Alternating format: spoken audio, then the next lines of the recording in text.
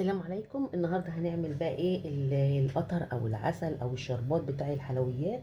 نجهزه برضو معانا عشان رمضان. كل سنه وانتم طيبين. فاحنا هنجيبنا هنا، حطينا حله، هنحط ايه عندنا، هنحط 3 كوبايات سكر.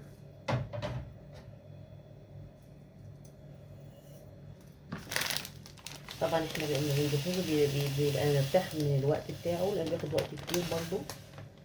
3 4 كده. ممكن اللي حابب يعمل كيس سكر كيلو لطول الشهر يكفي، يبقى حلو جدا برضو. هنا هنشغل النار ونهديها خالص، وهنبدأ نحط المية. انا حطيت 4 كوبايات،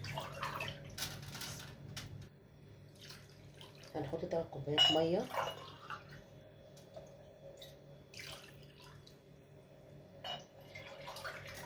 طبعا لو في حد بيحب عيدان القرفة تحط معاه، مفيش مشكلة،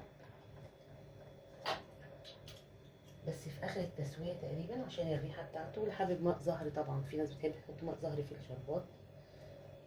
انا هحط نص ليمونة. طبعا لو صغيرة يعني ايه، نحط حطينا كده الليمون. هنبدأ نعلي النار حاجة بسيطة خالص، ونسيبه يعني يستوي مع نفسه كده، يبدأ يتعمل الشربات.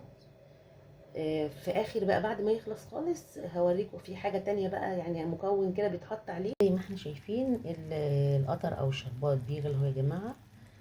طبعا احنا هدينا عليه النار. هنبدأ نغطي بس، لان هو طبعا بيطرطش في المكان، فناخد بالنا. ممكن نحط معلقة كده عشان بين الغطا وبين الحله، مش هنغطيها يعني، مش هنقفل الحله خالص. نعمل الغطا كده، نسيبه بس مفتوح حاجه بسيطه، ونسيبها كده ونوطي، هدي عليه النار خالص بحيث انه يستوي براحته، وفي نفس الوقت ايه، ما يطرطش في كل على البوتاجاز كله او كده. احنا بقى لسه ما استواش شويه كده، ونرجع لكم. زي ما احنا شايفين العسل او القطر او الشربات بتاع الحلويات بدأ يتقل يا جماعه. فهنبدأ نحط له المكون اللي انا قلت لكم عليه. طبعا عشان ما يعملش ما يخرصش زي ما بنقول او يعمل حبيبات، هنحط معلقه خل وهو بيغلي. ممكن كمان هنا عشان الكميه ممكن نحط معلقه ونص بس،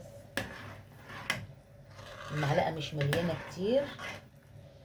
لو المعلقه الصغيره ممكن نحط معلقتين، بالمعلقه الكبيره معلقه ونص. وهنبدا بقى نطفي عليه ونسيبه يبدا يهدى كده. اما يبرد بنحطه بقى في اي علبه، في اي طبق احنا عايزينه، في اي حاجه. بس اهم حاجه نسيبه يبرد. بس كده خلاص، هو احنا حطينا فيه كده مش هيخرج، لان الخل دوت بيقلل من عمليه ان حبيبات السكر لو حتى مش مستويه كويس انها تعمل خرز او تعمل سكر تاني.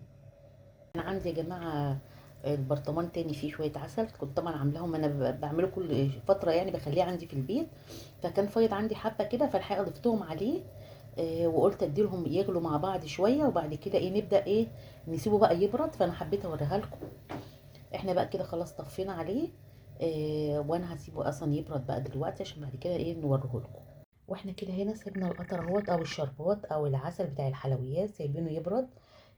احنا كده لما بنجهز الكميه اللي احنا محتاجينها بتنفعنا وبتوفر معانا وقت وجهد كبير. اي وقت عايزين نعمل حلويات يبقى العسل بتاعها موجود. حتى في الايام العاديه يا جماعه، انا عن نفسي ساعات بعمله في الايام العاديه، حتى لو كوبايتين سكر وكده وكوبايه ميه اخليه موجود. لو حب مثلا حبيت اعمل حبه كنافه، جلاش، اي حاجه موجوده من اللي بتاخد العسل ديت، بتبقى سهل ان انت تلاقيه موجود بدل ما نبدا نعمل من جديد. لو عجبكم الفيديو لايك وشير وسبسكرايب، والهنا والشفا.